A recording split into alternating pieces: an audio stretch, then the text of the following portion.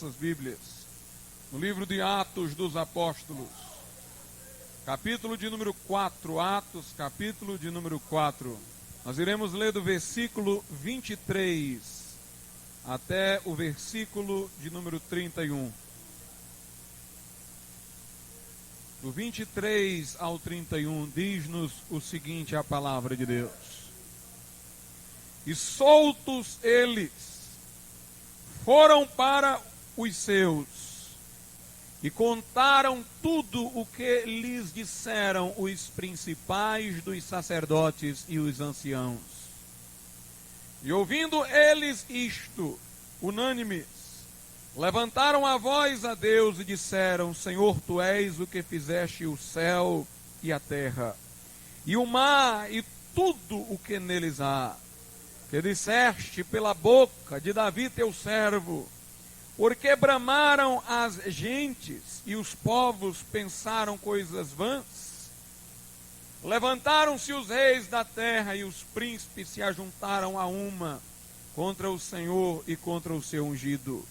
Porque verdadeiramente, contra o teu santo Filho Jesus, que tu ungiste, se ajuntaram não só Herodes, mas Pôncio Pilatos, com os gentios e os povos de Israel, para fazerem tudo o que a tua mão e o teu conselho tinham anteriormente determinado que se havia de fazer. Agora, pois, ó Senhor, olha para as suas ameaças, e concede aos teus servos que falem com toda a ousadia a tua palavra, enquanto estendes a mão para curar, e para que se façam sinais e prodígios pelo nome do teu santo Filho Jesus. E tendo eles orado, moveu-se o lugar em que estavam reunidos, e todos foram cheios do Espírito Santo, e anunciavam com ousadia a palavra de Deus. Podeis assentar.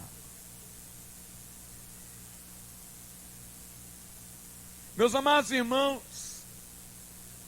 antes de eu falar propriamente acerca daquilo que pretendo falar, eu gostaria de fazer algumas observações importantes e preliminares sobre esse texto que acabamos de ler. Em primeiro lugar, está aqui dito que, tendo os discípulos Pedro e João sido soltos, foram para onde estavam os irmãos. Eles tinham sido aprisionados por terem pregado o evangelho, mas agora tinham sido soltos. Lhes tinha sido dada a ordem para que não tornassem a pregar, mas logo eles se ajuntaram aos outros, que obviamente iriam continuar a pregar. Meus amados irmãos, A.W. Tozer, numa de suas obras, disse o seguinte, que nosso caráter se revela quando não estamos sob pressão, quando fazemos aquilo que realmente iríamos fazer. Quando nós não estamos sob coação, sob pressão, nós podemos então manifestar realmente quem somos. Os discípulos aqui foram soltos, saíram, portanto, da prisão, mas eles se ajuntaram aos outros discípulos. Tinham eles a oportunidade, naquele momento de liberdade, de esquivar-se da vida que anteriormente estavam vivendo como pregadores do Evangelho. Foram soltos, foram livres. Na prisão não podiam ir à igreja, porque não tinha como ir até lá. Na prisão não podiam fazer muitas coisas ali, portanto não se poderia conhecer quem realmente eles eram, muito embora isso fosse até possível pelo comportamento deles. Mas o fato é que logo que foram soltos, o primeiro lugar para onde eles fossem iria revelar aquilo que realmente estava no interior deles. E eles não foram primeiramente a outro lugar, senão aquele lugar onde os irmãos estavam orando a Deus. Aqueles homens, portanto, irmãos, tinham a obra de Deus em seus corações, tinham o ardor de Deus em seus corações. E chegando eles aonde estavam os irmãos, Eles cientificaram os irmãos das ameaças que haviam recebido e que, obviamente, também eram contra os irmãos de uma maneira geral. E os irmãos resolveram orar. Não reagiram, não pensaram em articular uma revolta, em se valer das armas, levaram o assunto a Deus. E o modo como eles oraram foi belo, espiritual, por duas razões. Em primeiro lugar, porque eles disseram: Senhor, cuida das ameaças deles. Resolve o problema de eles nos estarem ameaçando, porque a gente não quer nem saber disso. O que a gente quer saber é de ter poder, intrepidez, ousadia, porque nós vamos continuar a pregar o teu evangelho. Essa é a oração, irmãos, de quem não quer fugir da cruz, mas quer enfrentá-la. Eles disseram: Senhor, não te pedimos que as ameaças desapareçam, faze o que quiser com elas, encomendamos-as em tuas mãos, toma conta delas. Mas uma coisa nós te pedimos: dai-nos ousadia, dai-nos intrepidez, para que não calemos a nossa boca, mas para que proclamemos a tua palavra. Meus amados irmãos, a outra coisa que me chama a atenção é o fato de eles terem dito na oração a expressão agora. Senhor, concede agora que os teus servos preguem com toda a intrepidez. A oração de quem não crê é sempre para amanhã. Senhor, abençoa a tua obra amanhã, manda um avivamento amanhã. Mas a oração de quem crê, irmãos, é a oração do agora. Agora, Senhor, opera agora. Nós queremos sair agora com as ameaças aí fervendo do lado de fora. Nós queremos sair agora e pregar com intrepidez a tua palavra. Mas durante aquela oração, irmãos, se pôde perceber os três elementos que respondem pela vitória da igreja primitiva. A igreja primitiva foi vitoriosa em razão de três fatores. E estes três fatores estão manifestos nessa oração. Portanto, vamos atentar para quais sejam esses fatores. Em primeiro lugar, eles acreditavam, eles confiavam na autoridade do nome de Jesus. Veja como eles oraram a Deus. No versículo de número 20, versículo de número 30, enquanto estendes a mão para curar e para que se façam sinais e prodígios pelo nome do teu santo filho ou santo servo Jesus. Portanto, irmãos, os discípulos disseram a Deus: Senhor, concede-nos intrepidez, estendes a tua mão para operar sinais e prodígios, para curar através do nome do teu santo servo Jesus. Meus irmãos, para eles o nome de Jesus não era mero nome, não era apenas um termo, um vocábulo, não era apenas a emissão de uma onda sonora no ar. O nome de Jesus para eles tinha um significado espiritual que nós vamos procurar descobrir nesta noite. Não queremos aqui tomar o partido daqueles que fazem do nome de Jesus um amuleto, como se a mera menção deste nome, citação deste nome, afastasse maus augúrios. Nós não queremos aqui dizer que o nome de Jesus pode ser, por exemplo, usado até por um incrédulo e vai fazer efeito, como se ele fosse um amuleto. O nome de Jesus, irmãos, só tem valor quando nós entendemos o que está por trás dele, quando nós o mencionamos com fé, não apenas na expressão, mas quando nós o mencionamos com fé na pessoa que ele revela. O nome de Jesus Cristo para os cristãos da igreja primitiva representava, em primeiro lugar, a presença de Jesus Cristo. Eles acreditavam piamente que quando mencionavam o nome de Jesus, Jesus, por seu Espírito, se fazia presente. Quando eles faziam menção do nome de Jesus, e eles não o faziam em vão, eles não o faziam irreverentemente, eles confiavam plenamente que a menção poderosa do nome de Jesus fazia o presente ali, tornava o presente ali, Aliás, em Mateus 18 e 20, Jesus disse: quando 2 ou 3 se reunirem em meu nome, aí estou eu no meio deles. Note, o nome de Jesus faz com que Jesus se faça presente. Todo aquele que invocar o nome do Senhor será salvo. Quando você invoca o nome, é Ele que vem. A Bíblia Sagrada diz que a igreja é a comunidade daqueles que invocam o nome de Jesus, e a comunidade onde Jesus, portanto, vai se fazer presente. Meus amados irmãos, por demais banal tem sido hoje a menção ao nome de Jesus por parte dos cristãos. Para eles é uma expressão teológica, é o nome de alguém que viveu na história, de um ser histórico que esteve entre nós há 2000 anos. Falta-lhes a compreensão da presença de Jesus hoje na terra, no meio da sua igreja, por seu Espírito. Eu preguei sobre isso aqui na última quinta-feira. Jesus disse: eis que estou convosco todos os dias até a consumação dos séculos.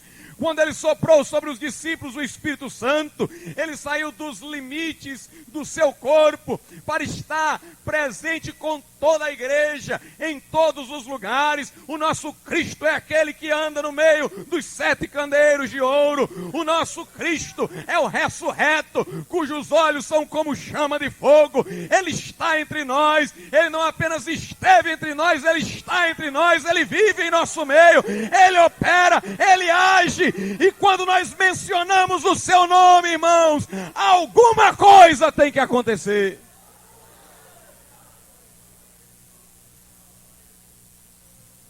Conheço a história de um homem citada por um pregador que era viciado em drogas. E isso era numa época em que as igrejas pentecostais não tinham tanta projeção. Ele era viciado em drogas e por várias tentativas ele tinha tentado se livrar delas, mas não havia conseguido êxito. E um dia ele vinha no seu carro em alta estrada e ele ali resolveu tomar uma overdose e se matar. Quando de repente ele ouviu uma gritaria, ele parou o carro, desceu, e no meio do matagal tinha uma igrejinha pentecostal bem simples, onde o poder de Deus estava caindo. Aquele homem entrou lá e, falando com o porteiro, disse: quem é o pregador? O porteiro disse: aqui todo mundo é pregador. Ele disse: eu quero saber quem é o pastor. E o homem disse: aquele ali. E o pastor chegou, ele contou o problema para o pastor, e esse homem que estava ali desesperado, ele contou a experiência ao pregador que a citou, e ele disse o seguinte, que quando o pastor chegou, impôs as mãos sobre ele, disse: em nome de Jesus, e continuou a oração. Mas aquele homem que passou por aquela experiência de libertação pelo poder do Evangelho, disse: eu só me lembro na oração dele, desse momento em que ele disse: em nome de Jesus. Depois eu não ouvi mais nada, eu caí prostrado ao chão, eu me derramei em lágrimas, e naquele momento Jesus transformou a minha vida, mudou o meu coração e me libertou das drogas. O movimento pentecostal nos seus primórdios conhecia o valor do nome de Jesus. Os pentecostais, irmãos, quando diziam em nome de Jesus, no início desse século, a glória de Deus descia sobre a igreja. Mas não basta mencionar o nome, é preciso confiar na presença de Jesus pela menção do seu nome. O nome de Jesus também implica na sua pessoa. Crer no nome de Jesus quer dizer crer na sua pessoa. Jesus disse na oração sacerdotal: Pai, manifestei aos homens o teu nome, ou seja, quem tu és. Como ele disse: quem vê a mim vê o Pai. Portanto, irmãos, o nome de Jesus deve significar também para nós a sua presença, mas a sua presença pessoal. Porque Jesus está presente em todos os lugares, ele enche céus e terra, ele é Deus. Mas nós estamos falando aqui da presença pessoal de Jesus. A presença impessoal de Deus, irmãos, Está em todo canto. Mas nós queremos é a presença pessoal, é aquela pela qual Deus fala, é aquela pela qual Deus age, é aquela pela qual Deus toca, Deus opera, Deus cura, Deus sara, Deus livra, Deus transforma. Não basta, irmãos, que digamos, Jesus está entre nós de modo abstrato. De nada adianta que de modo poético digamos Jesus está em nosso meio. Se Ele está em nosso meio, o que Ele está fazendo? O que Ele está operando? Onde está a sua manifestação? Foi isso que os pentecostais primitivos entenderam.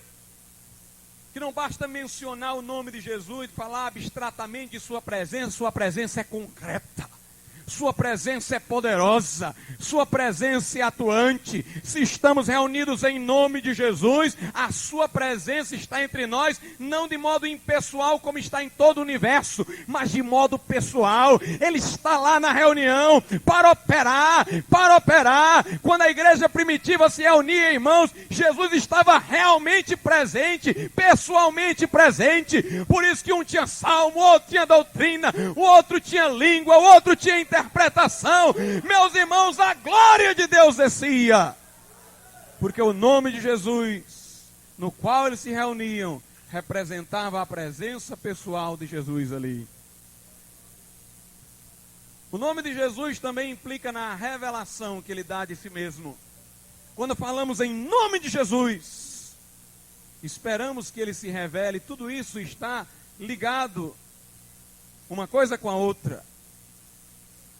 Ele está presente de modo pessoal, e de modo pessoal Ele se revela.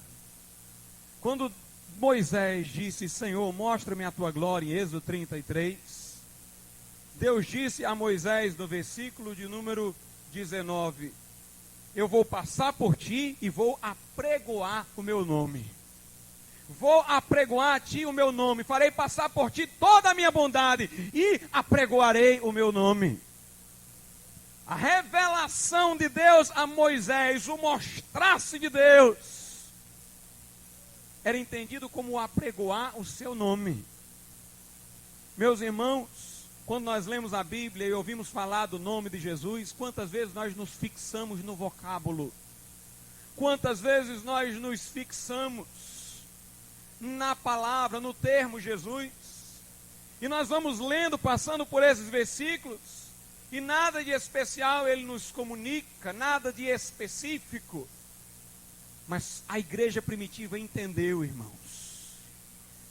A menção do nome de Jesus deve fazê-lo presente, pessoalmente presente, de modo a manifestar-se no nosso meio. Chegou a hora de nós confiarmos na autoridade do nome de Jesus. Chegou a hora, irmãos, de nós orarmos pelo doente e dizermos em nome de Jesus, e acreditarmos que aquele doente vai ficar de pé, porque Jesus se faz ali presente e se manifesta curando. Chegou a hora de nós nos reunirmos e dizermos, Senhor, estamos reunidos em nome de Jesus, confiando que vai se levantar alguém e vai fazer alguma coisa pelo Espírito Santo, porque Jesus está presente. A sensação que tenho, irmãos, é que os cristãos vislumbram um Cristo que foi e um Cristo que virá, mas não um Cristo que é. O Cristo deles é o de ontem e o de amanhã, mas não é o de hoje. Eles veem Jesus andando pelas ruas da Palestina no passado, morrendo, ressuscitando, estão na expectativa do regresso de Cristo, mas parece que a vida cristã nesse intervalo, ela é um definhamento, ela é uma coisa seca, árida. Nós vivemos na transição, no intervalo, olhando para o passado, para o que ele foi e esperando o futuro, como se nada tivesse que acontecer, como se Deus não pudesse avivar a sua obra, como se o nome de Jesus fosse apenas uma palavra que alimenta uma esperança, que lembra um passado, mas que nada implica para o presente. Chega, irmãos, Jesus é o mesmo ontem, é o mesmo hoje e será o mesmo para sempre. Ele está em nosso meio pelo Espírito Santo, Ele está em nosso meio pelo Espírito Santo. Vamos invocar o seu nome e confiar no poder da sua presença. Aleluia, glória a Deus, bendito seja Deus. O nome de Jesus também representava para os cristãos a posição vitoriosa de Cristo. Veja o que a Bíblia diz em Filipenses capítulo 2. Versículos 9 e 10.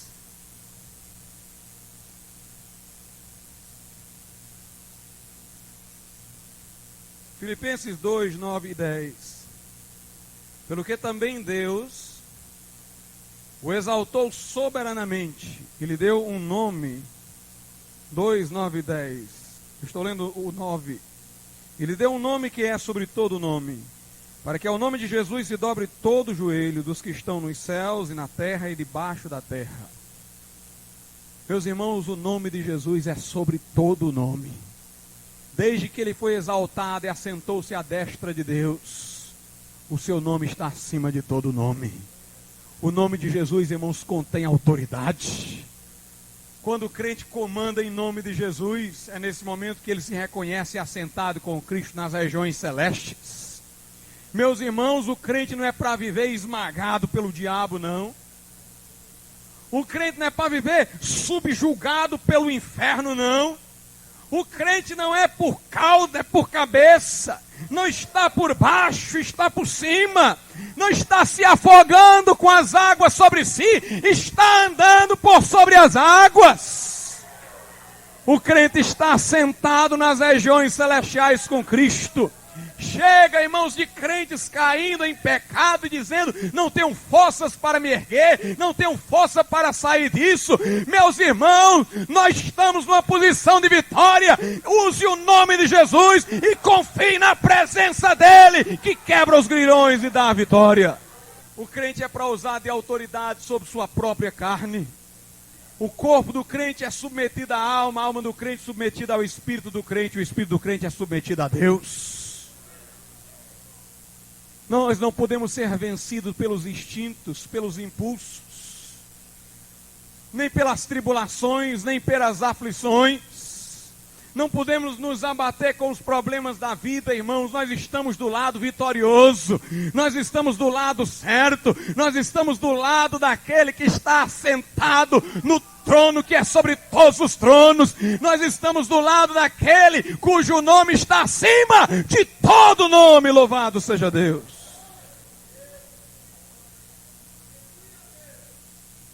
Aleluia.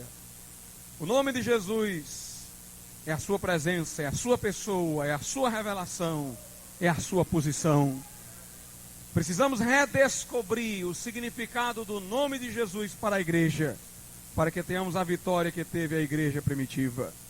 Mas a segunda coisa de que dispunham aqueles crentes era a plenitude do Espírito Santo de Deus. Em Atos 4:31 diz que tendo eles orado, tremeu o lugar em que estavam reunidos e foram cheios do Espírito Santo e pregavam com intrepidez a palavra do Senhor. Meus irmãos, em primeiro lugar, eles conheciam o significado do nome de Jesus. Em segundo lugar, eles estavam cheios do Espírito Santo. Igreja, todo crente precisa estar cheio do Espírito Santo. Meu irmão, se está secando, volte para o cenáculo, comece a orar, ore até tremer. Ore até tremer o chão, mas saia cheio do Espírito Santo de Deus.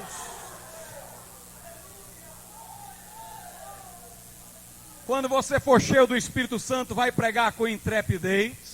A Bíblia diz: não vos embriagueis com vinho no qual há devassidão, mas enchei-vos do Espírito. Muitas pessoas no mundo se embriagam com vinho para ter coragem de fazer o que normalmente não tinham coragem de fazer. A embriaguez dá ao homem coragem de fazer o que ele normalmente não tem coragem de fazer.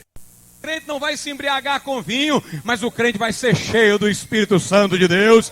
Meu irmão, quando você for cheio do Espírito Santo, você vai ter coragem de fazer o que não fazia. Você diz: pastor, eu queria tanto pregar no meio da rua, eu queria tanto evangelizar, eu queria tanto falar de Jesus para uma pessoa, falta minha coragem, falta minha ousadia. Meu irmão, seja embriagado pelo Espírito Santo de Deus. Enchei-vos do Espírito Santo.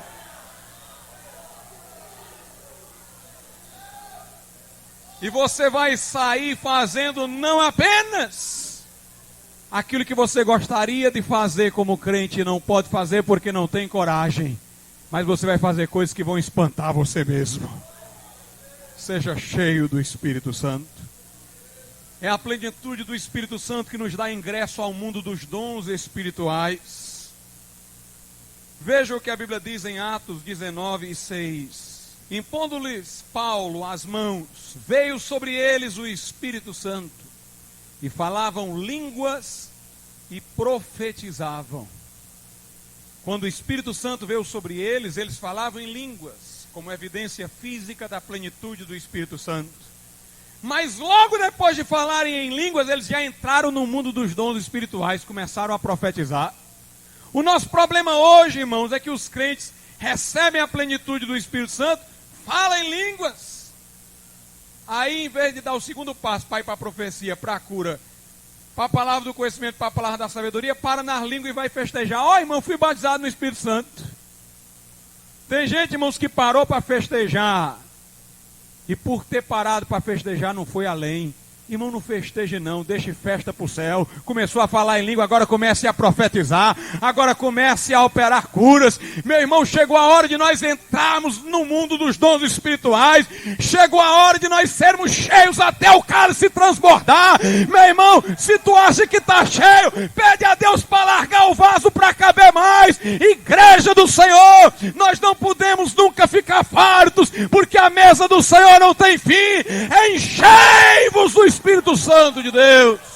Aleluia. Não nos conformemos em ver o enfermo continuar enfermo. Não nos conformemos em ver o aflito continuar sem consolo. Enchei-vos do Espírito Santo de Deus, para que você possa consolar o aflito, para que você possa, em nome de Jesus, ver curado o enfermo. A plenitude do Espírito Santo dava àqueles cristãos sabedoria. Aqueles eram homens iletrados, mas espantavam as multidões. Os fariseus diziam: como é que pode, esses homens são iletrados? Como é que eles falam assim? Mas eles tinham sabedoria pelo Espírito Santo de Deus. Alguém diz: pastor, você argumenta às vezes tão eficazmente, é por causa da sua cultura? Há gente que leu mais do que eu, irmãos, e que não tem um processamento de resposta tão rápido. Eu louvo a Deus por Deus ter me dado a palavra da sabedoria, para que eu possa argumentar, não por mérito próprio, mas pela graça de Deus.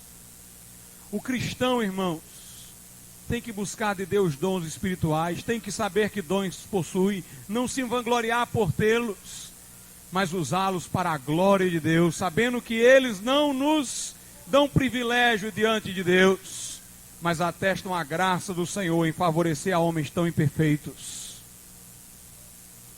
Os discípulos na igreja primitiva tinham sabedoria do céu. Veja o que a Bíblia diz em Lucas capítulo de número 12. Versículos 11 e 12. E quando vos conduzirem às sinagogas, aos magistrados e potestades, não estejais solícitos de como ou do que haveis de responder, nem do que haveis de dizer, porque na mesma hora vos ensinará o Espírito Santo o que vos convém a falar. Meus irmãos, é o Espírito Santo quem tem que nos ensinar sabedoria do céu. Quando Pedro foi dar resposta aos fariseus, ele respondeu de modo tal que os fariseus tiveram que fechar a boca, mas a Bíblia diz em Atos 4 e 8, que antes de Pedro falar, ele estava cheio do Espírito Santo de Deus. A igreja primitiva tinha sabedoria pelo Espírito Santo de Deus. Pela plenitude do Espírito Santo, eles tinham intrepidez, dom, sabedoria, e operavam maravilhas. Veja o que a Bíblia diz em Atos 13, do 9 ao 12.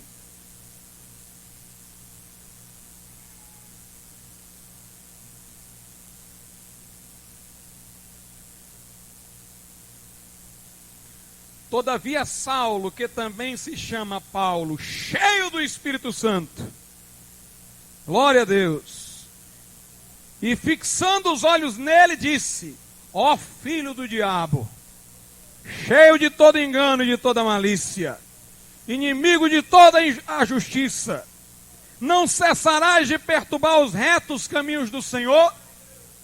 Aqui era Paulo e um macumbeiro, irmãos. Paulo e um feiticeiro. A Bíblia diz que Paulo estava cheio do Espírito Santo. E o feiticeiro todo cheio de engano e malícia.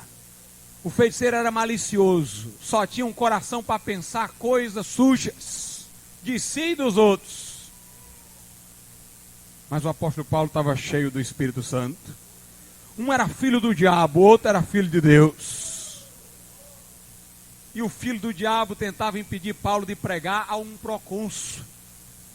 E Paulo disse, filho do diabo. E Paulo não falou, irmãos, porque estava com raiva, não. Paulo não falou porque enfureceu-se contra o homem, não. Se ele tivesse feito isso, tinha feito errado. Paulo falou com o homem porque estava cheio do Espírito Santo de Deus. Paulo disse, ó filho do diabo, cheio de todo engano e malícia, não cessarás de perturbar os retos caminhos do Senhor. Versículo 11, eis aí, pois, agora contra ti a mão do Senhor, e ficarás cego, sem ver o sol por algum tempo. No mesmo instante a escuridão e as trevas caíram sobre ele, e andando a roda buscava a quem o guiasse pela mão. Então o procônsul, vendo o que havia acontecido, creu, maravilhado da doutrina do Senhor. Meus irmãos, nós precisamos da plenitude do Espírito Santo para ter intrepidez no falar, para ter sabedoria para responder, para ter dons espirituais, para operar maravilhas, para, meu irmão, fazer o inferno tremer e o diabo bater em retirada. A obra de Deus não é feita no impulso. A obra de Deus não é feita na fúria do homem, na competitividade humana. A obra de Deus não é feita na carne. A obra de Deus é feita na plenitude do Espírito Santo, do Deus vivo. A Bíblia diz que Deus nos capacitou para sermos ministros não da letra. Não é só teologia morta, não é só ortodoxia fria, não é só acertar na doutrina sem unção. A Bíblia diz que Deus não nos capacitou para sermos ministros da letra, mas do Espírito Santo. Meus irmãos, sejamos ministros do Espírito Santo. Preguemos sim a palavra, mas vivificada pelo Espírito Santo de Deus. Aleluia. Na escolha de diáconos, em Atos capítulo 6, estava lá a exigência: homens que sejam cheios do Espírito Santo de Deus. Cheios do Espírito Santo. Alguém diz, mas pastor, por que um diácono precisava ser cheio do Espírito Santo? Para distribuir mesas, para servir as mesas. Meu irmão, tudo no reino de Deus só pode ser feito na plenitude do Espírito Santo de Deus. Tudo que for feito para Deus tem que ser na plenitude do Espírito Santo de Deus, até servir as mesas. Eu quero dizer uma coisa, mãe. Você quer ensinar o seu filho o reto caminho do Senhor para que ele não se desvie? Você quer persuadi-lo de que o caminho de Deus é melhor do que o do mundo? Seja cheia do Espírito Santo de Deus. Pai, você quer que sua esposa lhe seja submissa? Você quer ver os seus filhos obedientes a você? Você quer persuadi-los do valor de tudo isso? Seja cheio do Espírito Santo de Deus. A igreja primitiva entendeu isso, irmãos. Para tudo que se fosse fazer, era preciso estar cheio do Espírito Santo de Deus. Hoje em dia se quer fazer as coisas sem a graça do céu, sem o poder de fogo do céu, mas nós temos que fazer na plenitude do Espírito Santo. Tanto era verdade isso na igreja primitiva, que se cuidava para que logo o crente fosse batizado no Espírito Santo. Em Atos 8, os discípulos de Samaria se converteram pela pregação de Filipe, mas não foram batizados no Espírito Santo. Isso foi comunicado a Jerusalém. Pedro e João fizeram uma viagem de Jerusalém a Samaria para orar por aquele povo, para eles serem batizados no Espírito Santo. Como quem diz, nós vamos deixar Jerusalém, vamos fazer uma viagem, mas esse povo tem que ser cheio do Espírito Santo de Deus. Em Atos 9, Jesus aparece a Paulo, Paulo se converte, Jesus chama para a obra missionária, mas Jesus disse a Paulo: vai agora para Damasco, lá te vai ser dito o que convém fazer. Paulo ficou lá esperando o que é que falta, o que é que eu preciso para cumprir logo essa vocação que Deus me designou. Aí Ananias chega lá e diz: opa, Paulo, Saulo. Até então ele chamava-se Saulo. O Senhor que te apareceu lá em Damasco me enviou aqui para eu orar por ti, para que tu tornes a ver e seja cheio do Espírito Santo de Deus. Em terceiro lugar, na igreja primitiva, irmãos, havia a palavra viva, a palavra pregada na unção do Espírito. Eles entendiam o significado do nome de Jesus, estavam cheios do Espírito Santo e tinham na boca a palavra viva de Deus. Atos 4:31 diz que eles ficaram cheios do Espírito Santo e pregaram com toda intrepidez a palavra do Senhor. A palavra de Deus é viva e eficaz. Quando ela é viva pelo Espírito, ela se torna eficaz. Se ela não estiver sendo eficaz, é porque não está viva pelo Espírito. É porque você está pregando letra morta. Meus amados irmãos, a palavra viva de Deus, ela produz experiência naquele que a ouve. Ela causa impacto naquele que a ouve. Como Jesus disse, minhas palavras são espírito e vida. São experiência. Quando Jesus falou aos discípulos de Emaús, o coração deles ardeu. Alguém diz: mas pastor, na parábola do semeador, Jesus comparou-se com aquele que saiu a semear. E segundo aquela história, a palavra não fez efeito em muitos corações, ou seja, a semente não produziu em muitas terras. Isso não é verdade. É verdade que algumas terras não frutificaram. É verdade que alguns corações não se convertem. Mas segundo a parábola do semeador, irmãos, tudo que foi plantado produziu. A semente que caiu entre os espinhos, ela nasceu, foi sufocada pelos espinhos. A semente que caiu na pedra, ela nasceu, mas porque não estava na areia e se na pedra, não encontrou raiz que pudesse se aprofundar, e aí secou pelo sol. Mas todas elas produziram efeito.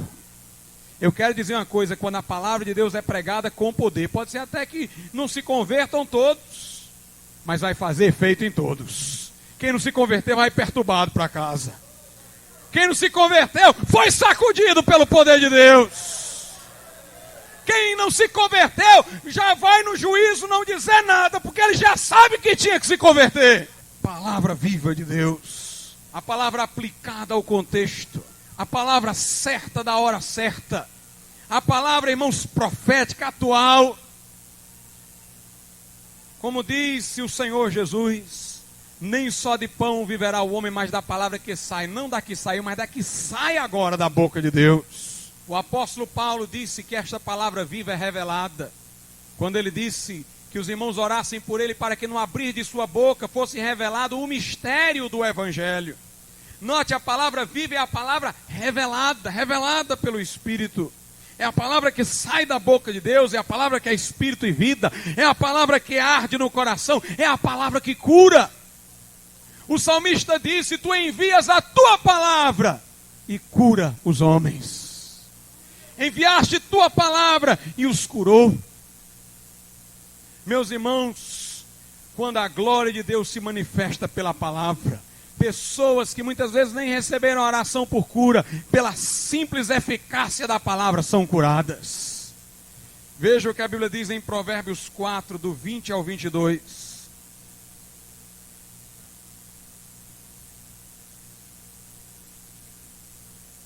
Provérbios, capítulo de número 4, do versículo de número 20 até ao versículo de número 22.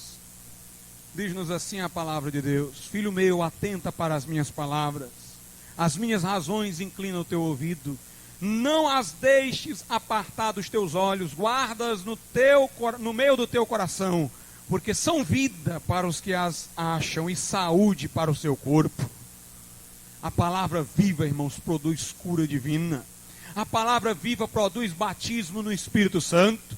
Quando Pedro foi à casa de Cornélio, ele não tinha orado ainda por ninguém, mas a Bíblia diz: enquanto ele dizia estas palavras, caiu o Espírito Santo sobre todos os que ouviam a palavra. Quando ele falou, irmãos, a glória desceu. Esta é a palavra que santifica. Jesus disse: Pai, santifica-os na verdade, a tua palavra é a verdade. Em João 15,3 ele disse: vós estáis limpos pela palavra que vos tenho falado. Em Efésios, Paulo diz que fomos lavados com a lavagem da água pela palavra. Meus irmãos, quando a palavra de Deus é a palavra viva, pregada na plenitude do Espírito Santo, ela é uma espada que começa a podar, a tirar os galhos secos. Ela é uma palavra, irmãos, que é como espada que corta o que não presta. Ela é fogo que consome a lenha, é martelo que esmiuça a pedra, é palavra que santifica, é palavra que quebra a corrente, que rompe o grilhão. Quando esta palavra é pregada, o embriagado se torna sóbrio, a prostituta pura, aquele que era viciado na mentira fala a verdade, o que tem ciúme e inveja no coração, meu irmão, ele é liberto destes vis pecados. Deus opera pela palavra viva. Ela é a palavra que prevalece. Quando Paulo chegou em Éfeso, começou a pregar a palavra. Diz a Bíblia que os macumbeiros iam levando os feiticeiros, os seus livros de artes mágicas para a praça pública e tocando fogo, e a Bíblia então diz: e a palavra do Senhor crescia e prevalecia poderosamente. A palavra viva prevalece, irmãos, prevalece sobre o espiritismo, prevalece sobre a macumbaria, prevalece sobre o adventismo, prevalece sobre o mormonismo, prevalece sobre o liberalismo. Igreja do Senhor, nós temos que ter a palavra viva, e assim, com ela nós prevaleceremos. Ela é a palavra que cresce, Atos 6, e crescia a palavra de Deus. Ela se alastra qual fogo numa floresta. Meu irmão, quando a palavra viva é pregada, de repente chega gente na igreja de todo canto. Alguém diz: de onde é que você veio? Ele disse: eu ouvi falar que o fogo está caindo aqui. Vem gente de todo canto, essa palavra parece que cresce, parece que ela vai tocando em gente lá do outro lado do mundo, irmãos. A palavra viva de Deus. E esta palavra viva é glorificada. Quando ela existe, irmãos, o povo diz: que coisa maravilhosa. É o céu na terra, o povo glorifica a palavra de Deus. Veja o que a Bíblia diz em Atos 13 e 48. E os gentios, ouvindo isto, note, os gentios, os pagãos, alegraram-se e glorificavam a palavra do Senhor. E creram todos quantos estavam ordenados para a vida eterna. Em 2 Tessalonicenses, aos Tessalonicenses, capítulo 3, versículo de número 1, a Bíblia recomenda-nos uma oração para que a façamos. 2 aos Tessalonicenses 3 e 1. No demais, irmãos, rogai por nós, para que a palavra do Senhor tenha livre curso e seja glorificada, como também o é entre vós. O nome de Jesus, a plenitude do Espírito Santo e a palavra de Deus em chamas. Não há diabo que possa vencer uma igreja que esteja munida dessas três armas, irmãos. Mas essa igreja prevalecerá. Vamos ficar de pé. Irmão Cleiton, o Espírito de Deus está aqui.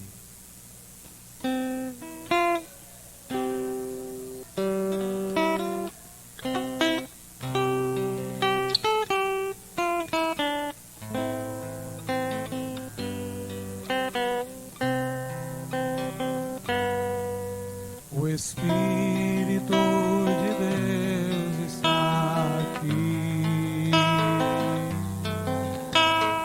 operando em nossos corações, trazendo sua vida e poder, ministrando sua graça e amor. Os feridos de alma são curados, os cativos e oprimidos livres são, os doentes e enfermos são sarados, pois o Espírito de Deus está aqui. O Espírito de Deus, o Espírito de Haja, Senhor, o Teu Espírito Santo neste lugar. E que Ele toque, ó Deus, em cada coração agora. Ele revele o Teu Santo Filho, Jesus Cristo. Para que vidas sejam libertas, Senhor, nessa noite, pelo poder do Evangelho.